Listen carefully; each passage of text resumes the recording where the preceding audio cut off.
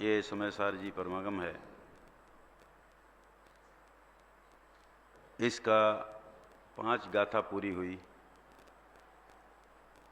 छठी गाथा का हेडिंग क्या है? कल थोड़ी बात की थी क्या इसकी? हाँ, इसका हेडिंग है, छठवीं गाथा का हेडिंग है को सौ शुद्ध आत्मेति चेत। ये अमृतचंद्राचार्य की टीका है, ऊपर गाथा के ऊपर लिखा है को सौ शुद्ध आत्मेति चेत, उसका हिंदी। अब यहाँ यह प्रश्न उठता है कि ऐसा शुद्ध आत्मा कौन है? ये वास्तव में समयसार ग्रंथ यहाँ शुरू होता है, क्योंकि ये शुद्धात्मा कौन है, इस प्रश्न के उत्तर में पूरा समयसार है और यहाँ से उत्तर शुरू होता है। तो वास्तव में समयसार तो यहाँ से शुरू है। अभी तक तो ऐसा आत्मा है, इसको मैं वो दुर्लभ है ना, उसको मैं कहूँगा, ये सब बात आई। उस एकत्व विभक्त आत्मा को मैं कहूँगा यदि कहूँगा तो, और यदि कहीं चूक जाऊं तो वो दो अलग चीज है। कहूँगा तो इसका अर्थ, यदि कहूँ तो का अर्थ दो। यदि कहूँगा और यदि चूक जाऊं ये खुद दो, और यदि कहूँ तो के अर्थ दो। क्योंकि यदि कहूँ न कहूँ, मैं अपने शुद्ध स्वरूप में लीन हो जाऊं तो फिर कहने का विकल्प नहीं आएगा। दूसरा मेरे को विकल्प होए और तुम खाना खा रहे हो तो भी ये तुम्हारे लिए बात लागू नहीं पड़ेगी। समझ में आया? और वो चूकने वाली बात तो बहुत हल्की है, चूकना फूकना है नहीं, और जिसमें अक्षर पद मात्रा में चूके उसकी कोई कीमत है नहीं। ऐसा कुन आचार्य कहते हैं कि मैं ऐसे शुद्ध आत्मा को कहूँगा। इसलिए प्रश्न उठाया कि वह शुद्ध आत्मा कौन है। यहाँ से वास्तव में ये दिव्य ध्वनि शुरू होती है। ये दिव्य ध्वनि में सिर्फ यही चीज़ आई है कि आत्मा का स्वरूप क्या है। क्यों है कि इसके अलावा जितने प्रश्न हैं, उन प्रश्नों से और उनके उत्तरों से ये जीव अनादि से परिचय में है।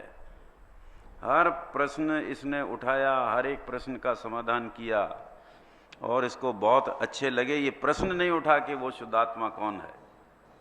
ऐसी गजब के प्रश्न का उत्तर जो कि छठी गाथा से शुरू होता है, वह उत्तर 415 गाथा में है। एक ही प्रश्न का उत्तर है कि वो शुद्धात्मा कौन है। अब यहाँ कह दिया है कि वो शुद्धात्मा कौन है। वो शुद्धात्मा कौन है, ये प्रश्न है। ये बीच में नहीं पूछना कि आत्मा शुद्ध है कि नहीं, पर यहाँ पहले कहा कि वो शुद्धात्मा कौन है। वो शुद्धात्मा कौन है, कि बीच में ये नहीं पूछना आत्मा शुद्ध है कि अशुद्ध है। प्रश्न समझ में आया? वो तो शुद्ध ही है, ऐसा इस गाथा में कहने वाले हैं। क्यों शुद्ध है? ये सारी बात अत्यंत मार्मिक ये गाथा में चलने वाली। पदम जी, यहाँ से समयसार ग्रंथ शुरू होता है। कैसे मालूम कि समयसार शुरू होता है? एक तो प्रश्न से लगता है, दूसरा जब, ये तो पहले कही ना बात, कि जब इस ग्रंथ का छपाई सोनगढ़ से पहली बार हुई थी तो कुन आचार्य का फोटो इसमें लगाना था। आज भी लगा है वो फोटो। तो गुरुदेव के पास ये पहुँचे लोग के साथ, वो कुन आचार्य का वृक्ष के नीचे बैठे जंगल में समयसार लिखते हुए का हमको फोटो इसमें छापना है। तो क्या लिखते हुए छापे? तो बहुतों ने कहा साहब वंदित तू सब सिद्धे छापो, पहली गाथा है ना, तो शुरुआत ही वहां से करो। गुरुदेव ने कहा नहीं, छठी गाथा से समयसार शुरू होता है। इसलिए जो पुराने फोटो हों और इतने बड़े साइज के हों कि जिसमें ये स्पष्ट दिखे कि वो जो ताड़पत्र है उस पर लिखा क्या जा रहा है, उसमें लिखा है नबी हो दिए पमत्तो पमत्तो, सब फोटो में यही है, यही लिखा है। इसलिए उससे सिद्ध होता है प्रश्न से भी और इस बात से भी कि जिस प्रश्न के उत्तर चलेगा उसमें अपनी आत्मा का शुद्ध स्वरूप ये सिर्फ समय सार विषय है। इसलिए ये मूल ग्रंथ की शुरुआत यहां से होती है। समझ में आया? मूल ग्रंथ आत्मा का स्वरूप क्या है? कौन सा स्वरूप? कौन सा स्वरूप? 6 द्रव्यों में जो आत्मा है वो स्वरूप नहीं। 6 द्रव्यों में जो आत्मा है उसका स्वरूप वो तो आगम का आत्मा है। यहां अध्यात्म का आत्मा बताया जाएगा। तो आगम का दो आत्मा है कि हाँ 2 आत्मा है? 2 आत्मा है। कैसे आत्मा है कि एक, कल बात आई थी ना, ये एक तो परद्रव्य से भिन्न करने वाला आत्मा है, वो आगम का आत्मा है। वो कैसा है कि द्रव्य गुण पर्याय वाला आत्मा है। वो आत्मा कैसा है कमल जी? वो आत्मा कौन सा है? 6 द्रव्यों से भिन्न करने वाला, वो आगम का आत्मा है वो। और अध्यात्म का आत्मा, हाँ, ये अध्यात्म का आत्मा तो वो गुण भेद पर्याय से रहित ऐसा जो त्रिकाली द्रव्य है वो अध्यात्म का आत्मा है। तो इसको कैसे परिभाषित करें कि जिसके दर्शन का नाम सम्यक दर्शन है, जिसके ज्ञान का नाम सम्यक ज्ञान है, जिसमें लीन रहने का, आचरण करने का नाम चारित्र है, उसको यहां आत्मा कहेंगे। ये द्रव्य गुण पर्याय वाला आत्मा यहां नहीं है। असली आत्मा तो त्रिकाली शुद्ध द्रव्य ही है। आया समझ में? कि साहब वो प्रमाण का आत्मा है। द्रव्य गुण पर्याय वाला आत्मा प्रमाण का है आत्मा, तो के प्रमाण के अंश नय है, उसमें शुद्ध नय, निश्चय नय, द्रव्यार्थिक नय, उसका विषय तो त्रिकाली शुद्ध आत्मा है। और पर्याय के व्यवहार नय, पर्यायार्थिक नय, इसका विषय है। अब हम पूछते हैं कि दोनों मिला के जो प्रमाण है वो किस नय का विषय? पदम जी प्रश्न समझ में आया? प्रमाण पूरी दृष्टि, द्रव्य पर्याय दो मिला के पूरी वस्तु है। इसको प्रमाण की वस्तु कहते हैं। ये प्रमाण की वस्तु की व्याख्या क्यों करते हैं? क्योंकि जगत के 6 द्रव्य पर्याय स्वरूप है। तो 6 द्रव्य से भिन्न करना हो तो ये द्रव्य पर्याय स्वरूप है, वो आत्मा है। इससे परद्रव्य से पृथकता तो हुई परंतु प्रयोजन की सिद्धि नहीं हुई। तो प्रयोजन की सिद्धि कैसे होती है? जो भी कोई काम ऊंचा करने जाए उसे कि कमर कस के रहना तैयार, वो पहलवान हो भले, चाहे कुछ भी काम करने जाए उसको कहते कमर कस के। तो ऐसे ये तेरे शुद्धात्मा की चर्चा अब यहां से इस गाथा से शुरू होती है। तो बद्दे कक्षा में ऐसा समझ में मंगीलाल जी? हाँ, नहीं होगा। इसलिए निश्चय हम उसको कहेंगे कि जिसकी दृष्टि से सम्यक दर्शन हो। भले द्रव्य गुण पर्याय तीनों अभेद कहे, पर अभेद की भी दृष्टि करेंगे तो सम्यक दर्शन होगा क्या? क्यों नहीं होगा? क्योंकि उसमें पर्याय है। तो पर्याय है ना, तो पर्याय जब दिखेगी, भले अभेद दिख रही, अभी दिखेगी तो मृत्यु का अनुभव होगा जब मरेगी तब। इसलिए वो सम्यक दर्शन का विषय नहीं होने से, सम्यक दर्शन का विषय नहीं होने से व्यवहार है। ऐसा समझ में है? भले करे, अभेद गुण तो हो चलेंगे पर पर्याय अभेद नहीं चलेगी। निश्चय नय के विषय में पर्याय अभेद करना नहीं चलेगा। अनंत गुण अभेद ये द्रव्य है, ये द्रव्य, क्योंकि वो गुण और द्रव्य तीनों त्रिकाली है, तीनों दोनों शुद्ध है, दोनों त्रिकाली है, उसमें भेद नहीं चले। वो तो दृष्टि का विषय है, पर पर्याय मिला है तो दृष्टि का विषय नहीं है। और जो दृष्टि का विषय नहीं है वो व्यवहार नय का विषय है। बस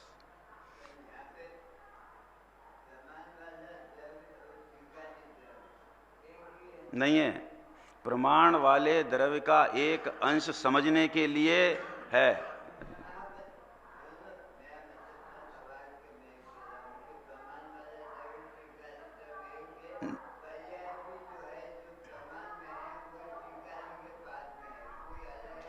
नहीं है, ये कौन कह रहा है कि अलग अलग है? इसीलिए तो कहा कि प्रमाण के द्रव्य का काम कितना कि 6 द्रव्य में से जीव द्रव्य को खींचना, बस। इससे ज्यादा काम नहीं है प्रमाण का। वो लालचंद भाई के 100 बोल पड़े थे कि नहीं, 100 बोल उसमें आया था। वो स्लाइड देखी थी कि नहीं अभी 3-4 साल पहले? उसमें आया था एक बोल में कि प्रमाण के बाहर जाना नहीं, प्रमाण में अटकना नहीं। उसमें आया था वो प्रमाण के बाहर नहीं जाने का अर्थ वो तो 6 द्रव्य रूप विश्व है, और प्रमाण में अटकेगा तो तेरी दृष्टि में पर्याय रहेगी। इसलिए प्रमाण के बाहर जाना नहीं और प्रमाण में अटकना नहीं। अटकना नहीं माने त्रिकाली द्रव्य को दृष्टि का विषय बनाना, ऐसा।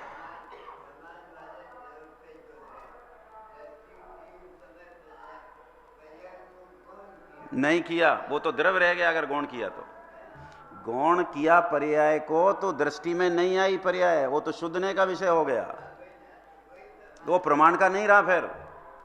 हाँ, प्रमाण का तो द्रव्य और पर्याय मिला के पूरी वस्तु का नाम प्रमाण है। पूरी वस्तु का नाम प्रमाण है। दोनों एक समय में जानने में आए। एक समय में ये क्या जानने में आए? 3 लोग जानने में आए एक समय में, उसमें कहां बाधा है? उससे कुछ बाधा थोड़ी है, बिल्कुल नहीं है बाधा। जानने का काम अलग, श्रद्धान का काम अलग। ये विषय समझना बहुत मुश्किल है। देखो, श्रद्धा का विषय क्या, ज्ञान का विषय क्या, ये 2 ही अलग अलग विषय है।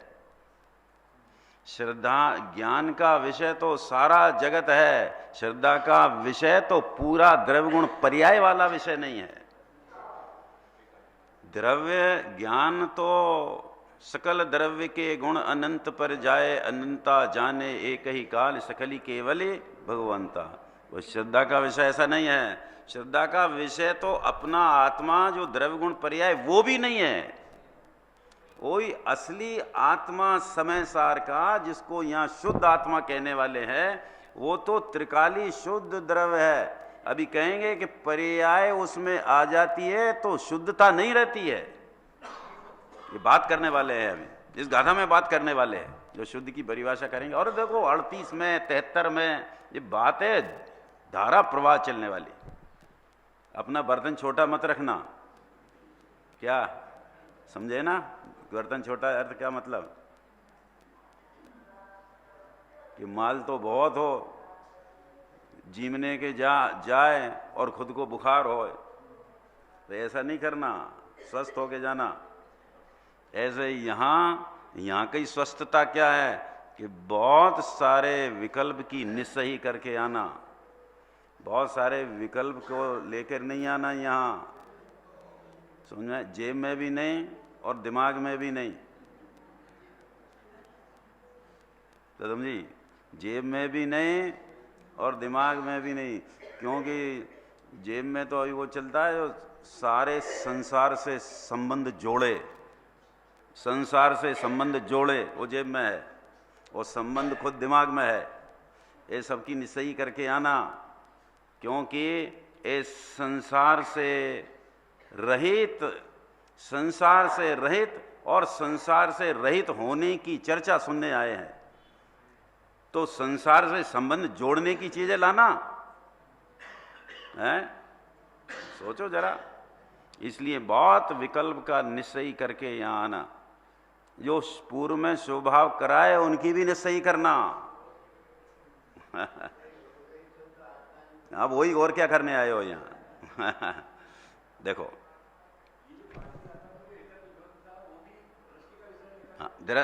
वहां तो ये बताया है कि मैं क्या कहूंगा। मैं ऐसे एकत्व विभक्त आत्मा का स्वरूप कहूंगा जिसकी स्वरूप से एकता है, पर से विभक्ता है। ऐसे आत्मा का स्वरूप में कहने की प्रतिज्ञा की। वो ऐसा है और ऐसा नहीं है ऐसा कहा, तो ये 2 भी दृष्टि के विषय नहीं है एक साथ। है समझ में? क्या है वो दृष्टि का विषय है। अब उसको यहां पर कहते हैं कि जो तुमने एकत्व का, अब ये विभक्ति की बात नहीं करें, एकत्व जो कहा है वो क्या चीज है, उस एकत्व का नाम शुद्ध आत्मा है। अब वो शुद्ध आत्मा कैसा है, वो शुद्ध आत्मा कौन है, ये अभी इस गाथा में कहने वाले हैं। देखो यहां से अब ग्रंथादि राज का मूल विषय शुरू होता है। देखो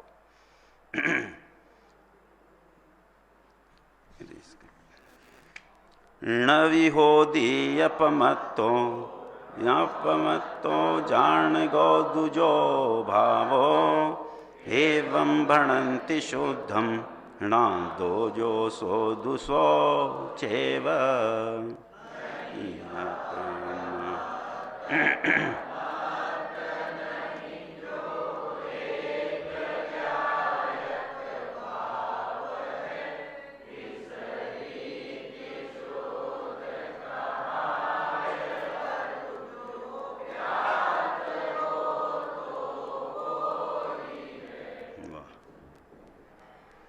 गाथा जो ज्ञायक भाव है, इस 5 गाथा 3 कलश के बाद ये शब्द आया। जो असली आत्मा है, आत्मा है तो वो जाते हैं कि नहीं वहां। हमारे वो समधी है ना कटनी में, साइकिल वाले कैलाश चंद जी, तो वो जब हमारे राकेश की शादी हुई तो उस 84 में, तो सितंबर 84 में पहला शिविर लगा था समय शिखर जी का, तो उज्जैन से सब गए टिकट, तो जितने लोग गए उन सबको उन्होंने वहाँ ट्रेन में कटनी में वो वहाँ से जाती है ना ट्रेन, वो पूरी ट्रेन मतलब जितने यात्री थे शिखर 1 से लेके 6 गुणस्थान सब प्रमत्त है।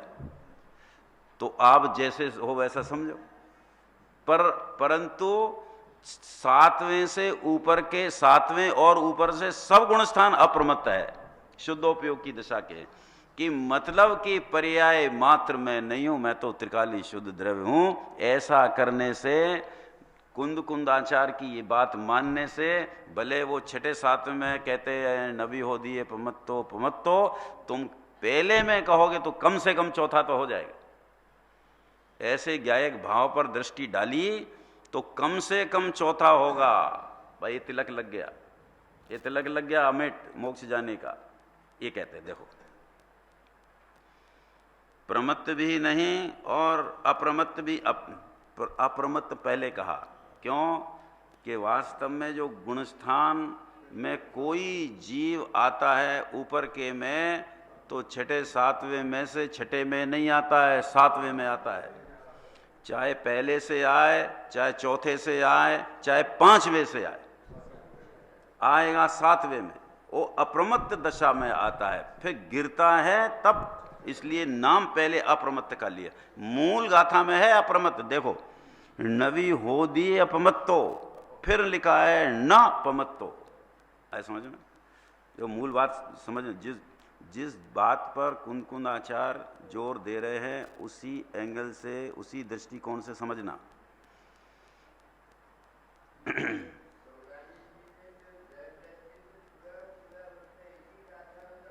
हाँ, इसी ये उसी उनका विस्तार नहीं है, ये पूरा समय सार इसी गाथा का विस्तार है। पूरी समय सार इस गाथा का विस्तार है कि वो शुद्धात्मा कौन है। ये सैंपल देते हैं कि इसमें क्या बचा। अभी देखो 14 गुणस्थान पर्याय है, एक द्रव्य है कि पर्याय है, पर्याय। पहले से 6 तक की प्रमत्त और 7वें से लेके 14वें तक की अप्रमत्त। जो प्रमत्त और अप्रमत्त से रहित है, बताओ कौन सी पर्याय सहित है?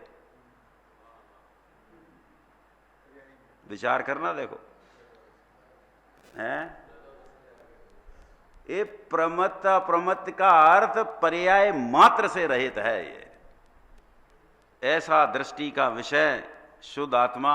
और क्या बताने वाले, यह कोई समय सार में बहुत पुद्गल द्रव्य से रहित है और कर्म से रहित है, ये बात नहीं बताने वाले हैं।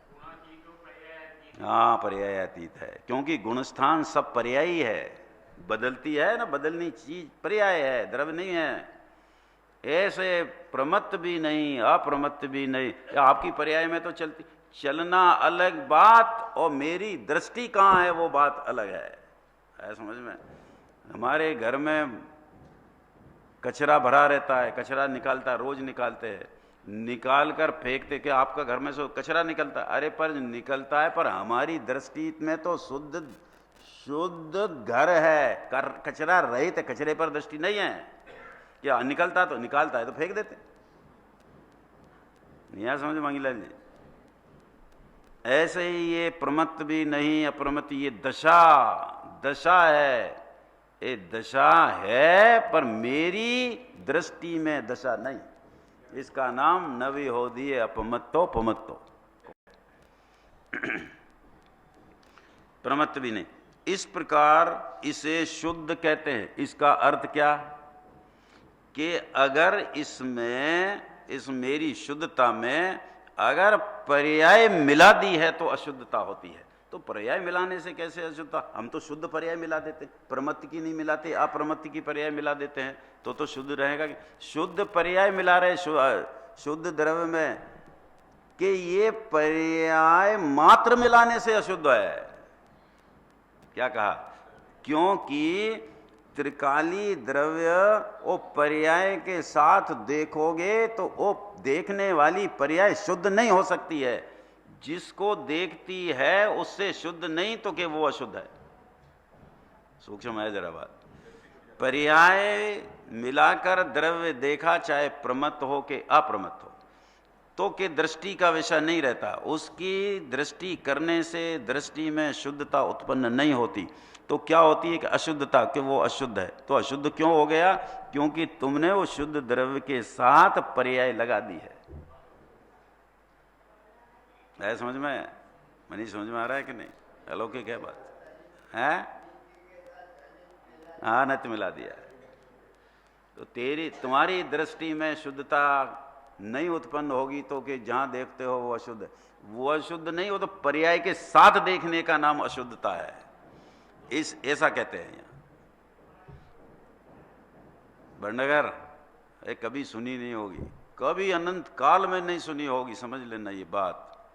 ऐसा कोई अपूर्व काल, इस चौथे पंचम काल को चौथे काल करने वाला काल है ये वास्तव। जिसका परिणमन हो, जिसकी रुचि हो, उसके लिए चौथा काल है। रोना नहीं नाम से कि पांचवा है, भगवान नहीं, कोई नहीं। ये भगवान है ना, दो कुंद आचार्य, अमृतचंद्र आचार्य, और इनके हृदय को जगत के सामने रखने वाले गुरुदेव है कि नहीं? कोई कमी रखी नहीं है। महावीर स्वामी की दिव्य ध्वनि 31 वर्ष चली थी, पर ये तो 45 साल चली है। 45 साल अविरत।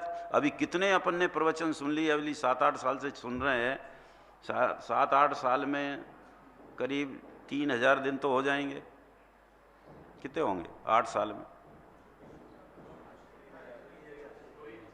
करीब 3000 दिन में 1500 तो प्रवचन सुन लिए कि नहीं?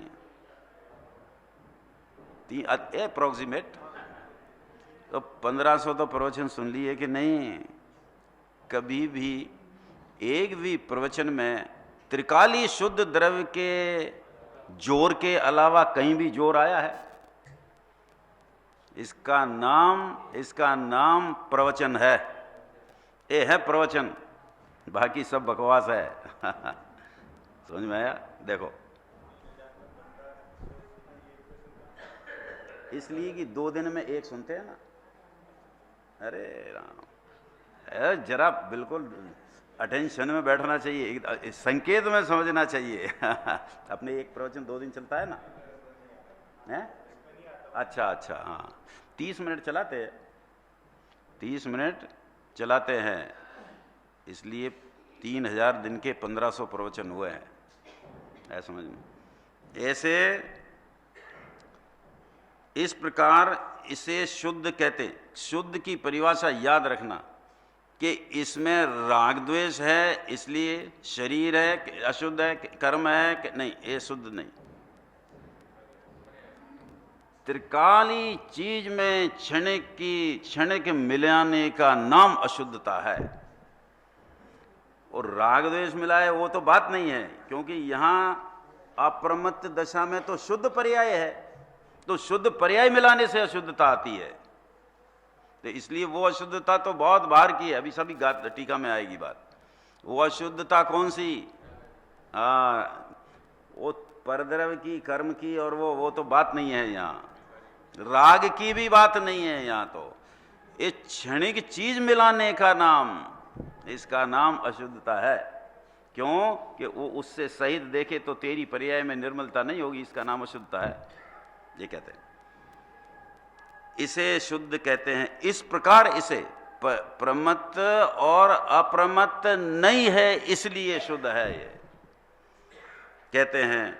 और जो ज्ञायक रूप से ज्ञात हुआ, किस रूप से ज्ञात हुआ? आत्मा की ज्ञायक रूप से, कि ये तो जानन स्वभाव है। जानने वाला कहना हल्की बात है, क्योंकि जानने वाले में कहीं पर्याय पकड़ में आ गई तो गड़बड़ हो जाएगी। ये तो जानने के स्वभाव वाला है, आए समझ में? जानने का कार्य जहां होता है उसको भी गौण करना अभी तो, क्योंकि त्रिकाली द्रव्य की बात है।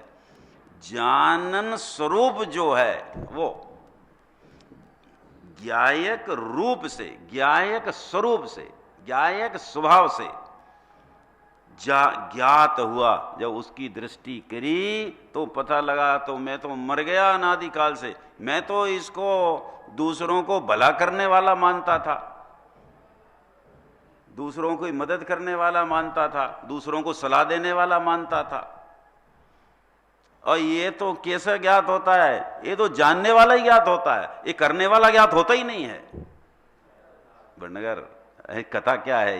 ये आत्मकथा है ये किस रूप में ज्ञात होता है? कि जानने के स्वभाव वाला ज्ञात होता है। तो सम्यक दर्शन हो, आत्मा की दृष्टि हो, तब इसको ख्याल में आता है कि मैं अनादिकाल से कितना मूर्ख बना हूं।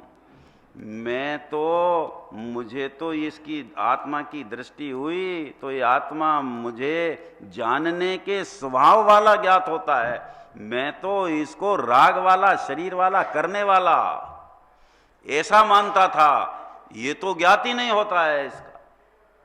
इसमें है ही नहीं एक भी चीज, न राग है, न करना है, न विकार है, न शरीर है, न कर्म है, कुछ भी नहीं है। ये तो जानने के स्वभाव वाला ज्ञात होता है। उसकी दृष्टि हुई तो कौन है? कि जानने के स्वभाव वाला है। ये जोर आएगा, देखो इधर पदम जी, मूल है ना, देखो। और जो ज्ञायक रूप से, माने स्वरूप से ज्ञात हुआ, वह तो वही है। कौन है? कि जानन स्वभाव ही है, अन्य कोई नहीं है। ये अन्य कोई नहीं है, इसका अर्थ क्या? बहुत सारी चीजें हैं जो शुद्ध आत्मा की, सिवाय हम उनको शुद्ध आत्मा के स्वरूप में मिलाते आए हैं, उनमें से एक भी चीज मेरे ज्ञायक भाव में नहीं है। ऐसा समझ में? ये बोलो, आत्मा को वास्तव में जानने के अलावा क्या काम करता है?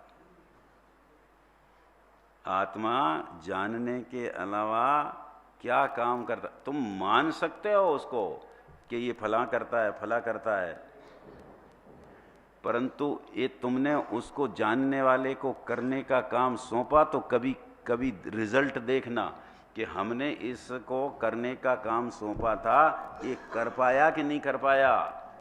कि एक भी नहीं कर पाया। क्यों? कि वो करने के स्वभाव वाला है ही नहीं, वो तो जानने के स्वभाव वाला है।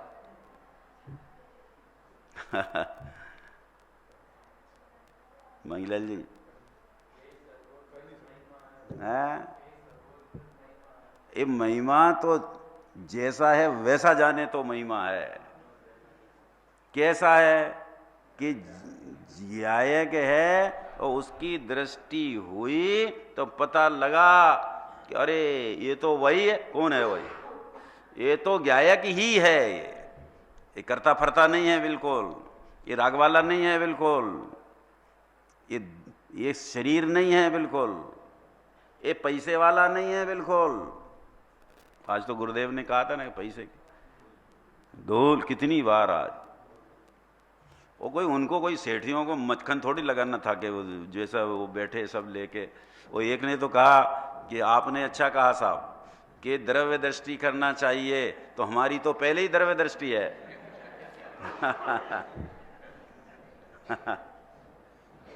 हमारी तो पहले ही द्रव्य दृष्टि है कि वो द्रव्य की दृष्टि तो धूल दृष्टि है। आज कहा था कि नहीं, वो धूल की दृष्टि है, द्रव्य दृष्टि कहाँ है।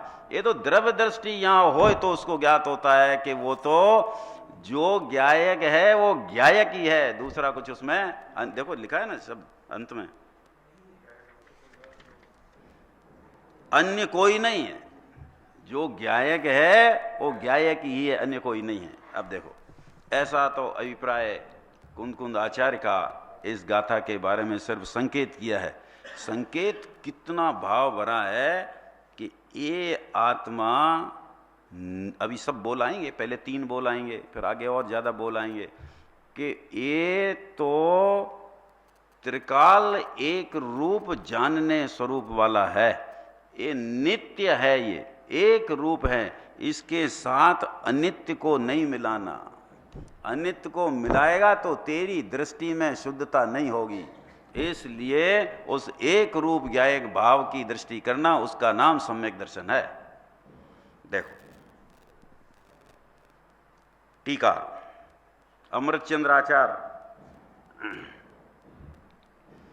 जो स्वयं अपने से ही सिद्ध होने से, क्या कहते हैं इसका, एक काय का बोले मालूम है, सत्ता स्वरूप है, माने जिसकी सत्ता है, तो सत्ता जिसकी होती है वो निरपेक्ष होती है, उसको किसी की अपेक्षा नहीं होती है।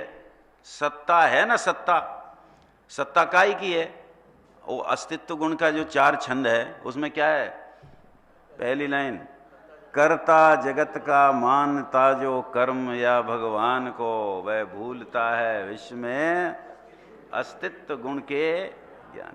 तो जो अस्तित्व है वो करता होता है, दूसरे से कुछ करवाता है कि अगर करवाए तो फिर तो उसका अस्तित्व तो दूसरे के हाथ में चला गया है, नहीं रहा उसका, वो दूसरे के सापेक्ष हो गया। यहां कहते हैं कि जो देखो स्वयं अपने से सिद्ध, पर से सिद्ध नहीं है। तो आत्मा जब 6 द्रव्य का स्वरूप, ऐसा 6 द्रव्य की बात यहां नहीं है, अपने तो आत्मा में घटाना है। आत्मा का स्वरूप भी स्वयं अपने से सिद्ध हो तो अपने से सिद्ध हो, उसका त्रिकाल स्वरूप अपने से सिद्ध हो तो उसकी परिणमन भी अपने से सिद्ध होगी कि नहीं। तो ये बताओ कि अपना आत्मा सुख स्वभाव है कि नहीं, तो उसको सुखरूप परिणमन करने के लिए पैसे की जरूरत है। बोलो कमल जी, कि नहीं चलेगा पैसे बिना? पैसे बिना चलेगा कि नहीं? रात को तो नहीं चल रहा था। तीनों काल आत्मा का पैसे बिना चलता है। ये मनुष्य पर्याय है। अभी सागरोपम की आयु नरक की और देव की लगे, वहां कौन सा पैसा है? बोलो है वहां कौन सी करेंसी चलती है? नोटबंदी भी नहीं कि विकल्प करना पड़े आपको। तुम्हारा सुख स्वभाव, वो कहते हैं कि उसको सुख चाहिए हो तो उसके अस्तित्व में से आएगा, बाहर से नहीं आता है। और तुमने माना कि मेरा सुख तो पैसे में आता है, मेरा ज्ञान शास्त्र से आता है, तो इसका अर्थ है कि तुमने उसको सत्ता स्वरूप नहीं जाना है। क्योंकि सत्ता उसको कहते हैं जो पर से निरपेक्ष हो, कुछ भी पर की अपेक्षा है नहीं। अपना आत्मा है, अभी यहां जन्म हुआ, यहां से फिर चला जाएगा, अन्य जगह जन्म होगा। किसकी अपेक्षा है? किसकी अपेक्षा है? कि सत्ता स्वरूप है ना। वो सत्ता कैसी है? देखो, जो स्वयं अपने ही सिद्ध होने से, अब देख लो 2 तरह से बात करेंगे। किसी से उत्पन्न हुआ न होने से, क्योंकि सत्ता है वो उत्पन्न होती नहीं। सत्ता है, उसका नाश होता नहीं। तो जो उत्पन्न होए उसको आदि कहते हैं। आदि माने जो उत्पन्न हो, शुरुआत हो, उसको आदि कहते हैं। और जो उत्पन्न न हो उसको अनादि कहते हैं। आदि के बिना का, अनादि का माने अनुत्पन्न है। आ रहा है समझ में? देखो, किसी से उत्पन्न हुआ न होने से अनादि। आदि माने शुरुआत और अनादि माने जिसकी शुरुआत नहीं, ऐसा। और जिसकी शुरुआत नहीं है उसको कहेंगे कि एक किसी से उत्पन्न नहीं है। ऐसा किसी से उत्पन्न न हुआ होने से अनादि सत्ता रूप है। एक बात, इस सत्ता स्वरूप दो तरह से सिद्ध करते हैं। एक तो उत्पन्न हुआ नहीं और एक नाश होगा नहीं, इसका नाम सत्ता है। ऐसा समझ में? दो तरह से सत्ता का बोल कहा है अमृतचंद्राचार्य ने। सबसे बड़ा डर काहे का विजय जी कि मैं मर नहीं जाऊं। तुमने मान लिया है कि मेरी सत्ता सत्ता स्वरूप हूं मैं, भला काहे से मरे? शरीर को अपना मानेगा तो मरना मानना पड़ेगा। संयोगों को अपना मानना है कि ये मैं हूं तो मरना मानना पड़ेगा, क्योंकि संयोग वियोग सापेक्ष है। उनका वियोग तो होगा क्योंकि संयोग हुआ है, और तुमने उनमें अपनापन माना है तो हर समय मरना पड़ेगा। 70 साल 80 साल में मरे उसका कितना दुख, और जो हर समय मरे वो तो कितना दुख की पार नहीं है उसमें। पर्याय मात्र अपना मानने वाला हर समय मरता है। ओहो, जरा एक अनंत दुखी क्यों? इतनी सी भूल कि अपने को त्रिकाल की जगह क्षणिक मान लिया, इसमें अनंत दुख। हाँ, अनंत दुख है। इस 80 साल में मरे तो कितना दुख, और जो हर समय की पर्याय के साथ मरण माने कि ये मैं हूं, ये मैं हूं, ये मैं हूं, कितना दुख होगा। कि अनंत क्यों ना हो? इसलिए पर्याय दृष्टि वाले का दुख अनंत है। क्या कहा? पर्याय दृष्टि माने मिथ्या दृष्टि। पज्जय मूढ़ा ही पर समया 93 गाथा है ना, गे तत्व प्रज्ञापन की पहली गाथा है, उसमें आया। देखो, तो पहले जिसकी शुरुआत न हो उसका नाम अनादि माने उत्पन्न न हुआ। और दूसरा, कभी विनाश को प्राप्त न हो, जिसका विनाश माने अंत, विनाश माने अंत, जिसका अंत न, वो कहते हैं कि अनंत है। अनंत माने जिसका अंत नहीं, ऐसा समझ। जिसकी शुरुआत नहीं वो अनादि, और जिसका अंत नहीं वो अनंत। दो ही सत्ता स्वरूप है। इसका अर्थ सत्ता कैसी है कि अनादि अनंत है। कहां से निकाला है? देखो, ये वास्तव में जो प्रवेशिका और ये सब बनाई है ना, ये ऐसे ग्रंथों से बनाई। ऐसे ग्रंथों में से विद्वानों ने सारा निकाल के, बरैया जी कहां से लाए ये सब बातें? प्रवचन सारा समय सार में से निकाली सारी बात, सारी बात। अभी तो इसमें आएगा, वो जरा सूक्ष्म है, आप लोग कहोगे तो कहेंगे, नहीं तो नहीं कहेंगे। इसमें जो 4 प्रकार के परम अध्यात्म के नय हैं, उनमें से 3 इसमें से गाथा में से और 1 7वीं गाथा में से निकाले। अध्यात्म वाले नहीं, परम अध्यात्म वाले। परम अध्यात्म वाले तो हाल तो अध्यात्म और आगम के ही पता नहीं कि कौन से, तो परम अध्यात्म में कहां से पता होगा? समझ में आया?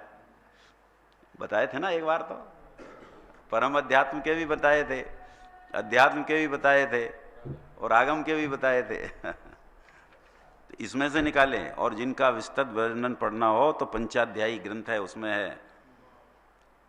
ये समय सार में से निकाले हैं पंचाध्यायी कार ने। जो 4 परम अध्यात्म के नए हैं ना, इस 6ठी और 7वीं गाथा में से निकालें। भाई ये समझ में आएगा का विजय जी, ये बाहर की प्रवृत्तियां कम करना, बाहर की प्रवृत्ति कम करना, ये उपयोग, क्योंकि वहां जाए तो फिर ये समझ में नहीं आएगा। बस वो आत्मा का करे पर दूसरे काम करे आत्मा के नाम से, तो भी नहीं समझ में आएगा। वो 312 पेज में लिखे कि जब वाकी करने के बाद व्यवहार धर्म के कार्य में उलझ जाए तो क्या होगा? क्या अवसर तो चला जाएगा। देखो ये कहते हैं, अब इससे एक बोल, अभी 3 बोल की बात करेंगे। पहला बोल में सत्ता स्वरूप है, तो सत्ता कैसी है कि जिसकी उत्पत्ति नहीं, वो अनादि है। वो सत्ता स्वरूप वस्तु कैसी है कि जिसका कभी अंत नहीं। ऐसे अंत नहीं, न माने अन अनंत, अंत के बिना का। तो ऐसी सत्ता स्वरूप वस्तु, यहाँ 6 द्रव्य की सत्ता की बात नहीं है, बिल्कुल भी नहीं है इस गाथा में। 6 द्रव्य की बात कहीं है ही नहीं समय सार में। अरे प्रमाण वाले आत्मा की भी बात बहुत नहीं है। त्रिकाली शुद्ध द्रव्य, शुद्ध नय का विषय, शुद्ध नय का विषय। जो धारा प्रवाह अगर किसी ग्रंथ में आज उपलब्ध है तो उसका नाम समय सार परमागम है। धारावाही शुद्ध नय का विषय क्या है, उसकी चर्चा है।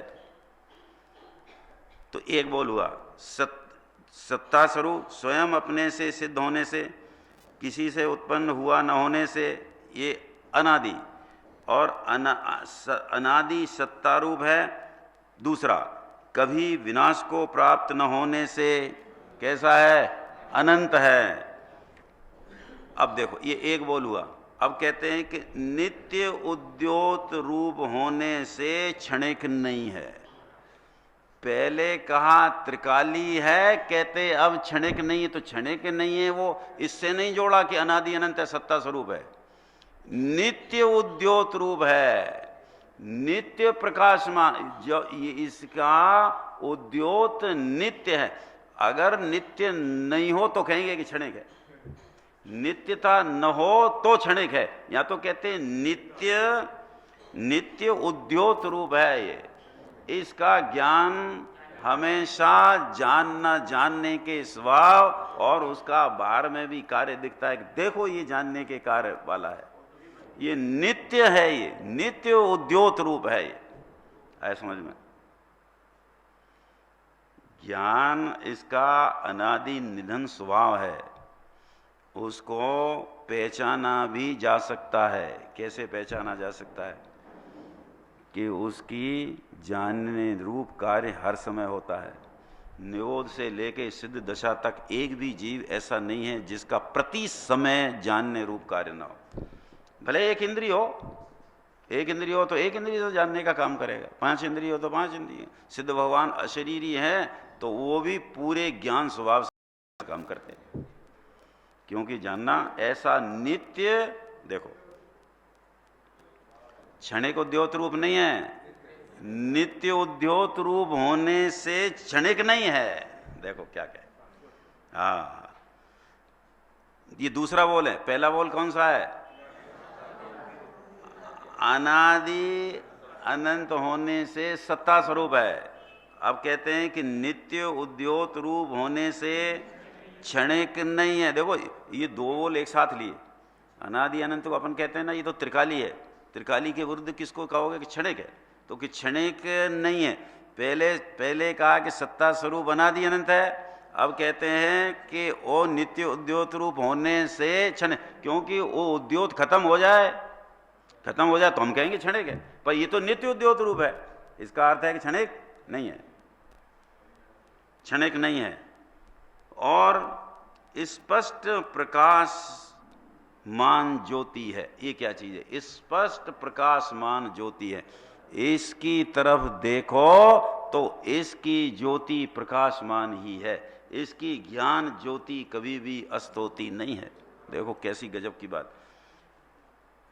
स्पष्ट माने जो प्रत्यक्ष अनुभव में आए, जानी जाए, ऐसा स्पष्ट प्रकाशमान ज्योति है। इसको आगे थोड़ा अग्नि की बात करेंगे। वैसे आत्मा के ज्ञान स्वभाव की उपमा प्रकाश से दी जाती है।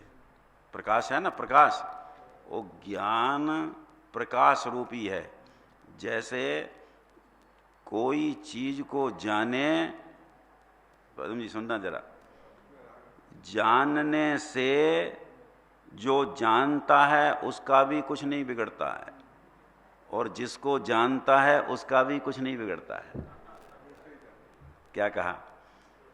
जानने से जो जानता है उसका भी कुछ नहीं, वो कहावत है ना लौकिक में भी कि जानने से ज्ञान कम नहीं होता है बल्कि बढ़ता है। वो आदि बात ही सच है, वो बांटने से बढ़ता ये बात नहीं है, क्योंकि ये पहले ही केवल ज्ञान स्वभावी, इसका क्या ज्ञान बढ़ेगा? वो आदि बात ही है लौकिक में सत्य, बांटने से बढ़ता है, ये तो समझाने के लिए बात है। बाकी आत्मा तो त्रिकाल एक रूप ज्ञान स्वभाव ही है। आए समझ में? ऐसा देखो स्पष्ट। अब वो प्रकाश की बात चली थी, वो प्रकाश ज्ञान को प्रकाश की उपमा दी जाती। ऐसे प्रकाश ज्ञान जानने से कुछ नहीं बिगड़ता, और जिसको जानता है उनका भी कुछ नहीं बिगड़ता है। ऐसे ही एक प्रकाश है ना, प्रकाश ये सूर्य प्रकाशमय है, तो वो कितना ही प्रकाश करे सूर्य का कुछ नहीं भी नहीं बिगड़ता है। ऐसे ही इस सूर्य का प्रकाश जिन प्रकाश्य पदार्थों पर गिरता है उनका भी कुछ नहीं करता है।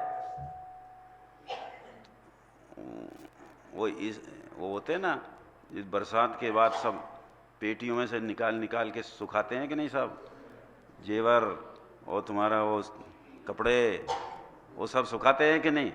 काय में सुखाते हैं? तो वहाँ डर लगता है ऐसा कि ये प्रकाश आ रहा है, पेटी में तो अंधकार था पदम जी, पेटी में तो अंधकार था और ये प्रकाश में सुखा रहे, ये प्रकाश कहीं थोड़ा एक आध चीज गायब नहीं कर दे कहीं, ऐसा डर है? क्यों नहीं है डर? और आत्मा को डर लगता है, आत्मा को दूसरे को जाने कि मेरे को विकार हो जाएगा। ये कहां से लाए बात? जितनी जी मार्मिक है, बस देखो बात। जैसे उस प्रकाश से किसी पदार्थ की हानि होने का डर नहीं है, प्रकाश का वो प्रकाशमान चीज का प्रकाशित हो रही है वो चीज का कुछ भी नहीं बिगड़ता है। ऐसे ही आत्मा का ज्ञान स्वभाव है, वो खुद का तो जानने से नहीं बिगड़ता है, पर जिनको जानता है उनका भी कुछ नहीं बिगड़ता है। इसलिए प्रकाश को ज्ञान की उपमा दी जाती है। ऐसा समझ में? समझ में आ रहा है? ऐ सूक्ष्म है बात, जरा देखो, ये तो सूक्ष्म चलेगी अभी। क्या कहा? नहीं करता है, वो तो आ गया ना तीसरी गाथा में। अभी दूसरे द्रव्य में अभी तो शुद्ध आत्मा का जो ज्ञान स्वरूप है उसको प्रकाश की उपमा दी जाती है। वो योग्य है, योग्य है वो, क्योंकि जैसा प्रकाश का स्वभाव ऐसे ज्ञान का स्वभाव। पर फर्क दोनों के स्वभाव में क्या? एक जड़ प्रकाश, एक चेतन प्रकाश। एक जड़ प्रकाश है, सूर्य का प्रकाश जड़ प्रकाश है, ज्ञान का प्रकाश चेतन प्रकाश है। फर्क है दो इनमें, पर ये तो समझाने के लिए उपमा दी जाती है बस। ऐसा प्रकाश आत्मा का नहीं समझना, आत्मा का तो चेतन प्रकाश है, जानने के स्वरूप वाला प्रकाश है ये, देखो। और स्पष्ट प्रकाशमान ज्योति है। अब ये तीन विशेषण का ये याद रखने के है, कम से कम ये गाथा चले तब तक तो याद रखना। कौन कौन सी? अनादि निधन सत्ता स्वरूप है, नित्य उद्योत रूप है, और प्रकाशमान ज्योति है। तीन बातें आई दिनेश जी, आई तो गजब है। देखो समय सार माने क्या, ऐसे ही ऊपर ऊपर से थोड़ा सा क्रियाकांड करके और ऐसा अपने आप को धर्मात्मा माने, महावीर जयंती पर जुलूस निकाले, भजन गाए, पूजन करे, निर्वाण लाड़ू चलाए और जन्म कल्याणक का। अभी किसी ने एक कह दिया कि जयंती फैंती नहीं है, ये जन्म कल्याणक है। पास हो रहा है ना, अभी आया ना व्हाट्सएप पे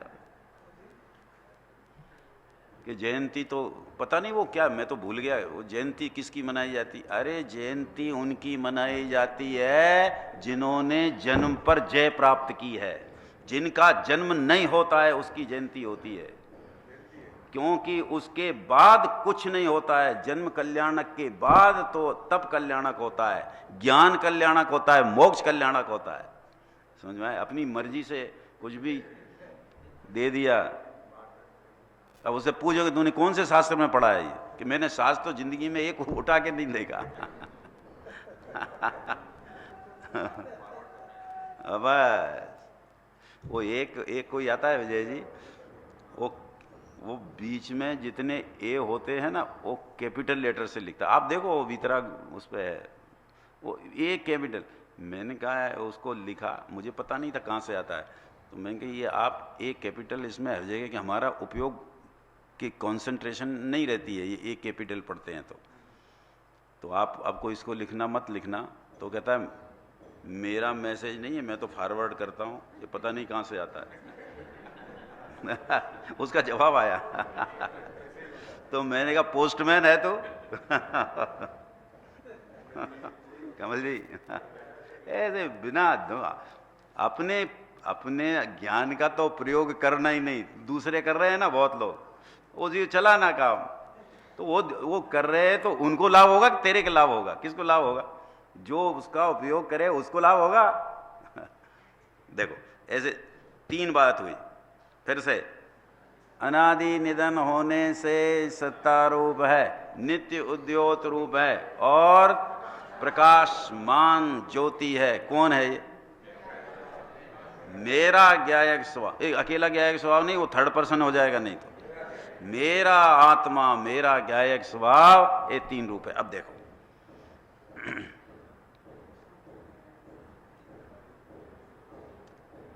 ऐसा जो ज्ञायक एक भाव, अभी ये तीन बातें बताई, तीन एक की बताई है, तीन बातें नहीं बताई है, तीन विशेषण एक के हैं, जिसको कि कुंद कुंद आचार्य ने पहला शब्द लिखा कि जो एक ज्ञायक भाव है, उसके तीन विशेषण है। तो तीन चीज नहीं है, चीज एक है। ऐसे ज्ञायक भाव है जो, ऐसा जो ज्ञायक एक भाव है। अब देखो कि मैं आज इसकी 3-4 लाइन है, मैं सिर्फ पढ़ता हूँ, कल इसकी अपन व्याख्या करेंगे, यहाँ से व्याख्या करेंगे, वह यहाँ से वह से करेंगे। वह संसार की अवस्था में अनादि बंद पर्याय की निरूपणा से, अपेक्षा से क्षीर नीर की भांति कर्म पुद्गलों के साथ एक रूप होने से, द्रव्य के स्वभाव की अपेक्षा से देखा जाए तो दुरंत कषाय चक्र के उदय की, कषाय समूह के अपार उदयों की विचित्रता के बस से प्रवर्तमान पुण्य पाप को उत्पन्न करने वाले समस्त अनेक रूप, शुभाशुभ भाव, इस सब आ गया इसमें। कषाय आ गई, पुण्य पाप आ गया, शुभाशुभ भाव आ गई। भाई इसका फर्क क्या तीन का अलग अलग, क्या क्या तीन चीज़ों में से कहना चाहते हैं? आया ना ऊपर देखो, कषाय चक्र के उदय ये एक, और फिर पुण्य पाप के को उत्पन्न करने वाले अनेक शुभाशुभ भाव, सभी तो आ गए।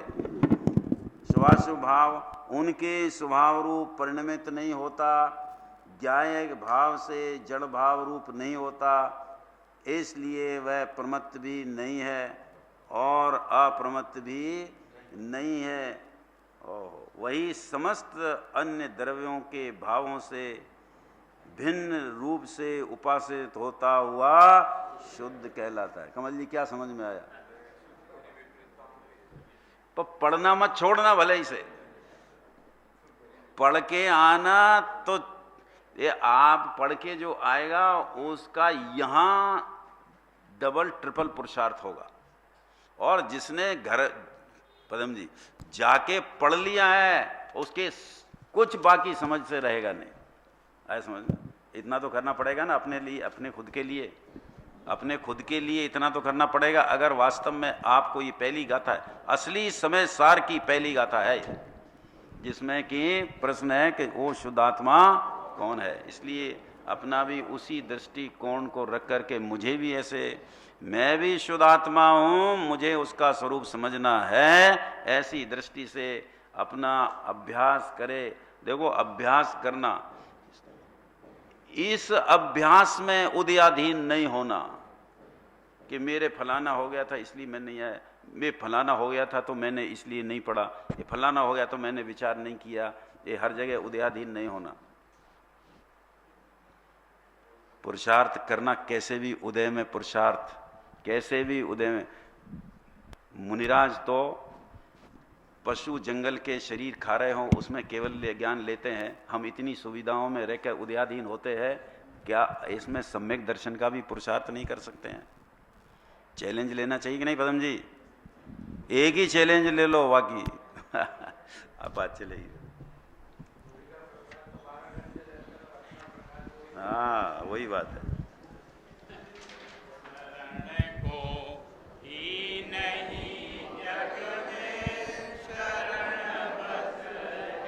जिनागम का जो चाहो काज आत्म का, तो शरणा लो जिनागम का। जहाँ निज सत्व की चर्चा, जहाँ सब तत्व की बातें, जहाँ शिव लोक की कथनी, तहाँ डर है नहीं यम का। इसी से कर्म नसते हैं, इसी से भरम भजते हैं, इसी से ध्यान धरते हैं विरागी वन में आत्म का। भला यह दाव पाया है, जिनागम हाथ आया है। अभागे दूर क्यों भागो, भला अवसर समागम का। जो करना है सो अब कर लो, बुरे कामों से अब डर लो। कहे मुल्तान सुन भाई, भरोसा है न एक पल का। शरण को ही नहीं जग में, शरण बस है जिनागम का। जो चाहो काज आत्म का, तो शरणा लो जिनागम का। वर्णादि अर रागादि परिणति भेद बिना निज भाव को। परमार्थ दर्शन ज्ञान सुखमय, ध्रुव अचल चिद भाव को। दर्शाय सरस्वती देवी मेरा, किया परम उपकार है। निज भाव में स्थिर रहूं, यह वंदना अविकार है। हे देवी तेरी वंदना मैं कर रहा हूँ, इसलिए चिंतामणि प्रभु है सदा वरदान देने के लिए। परिणाम शुद्धि समाधि मुझ में बोधि का संचार हो प्राप्त।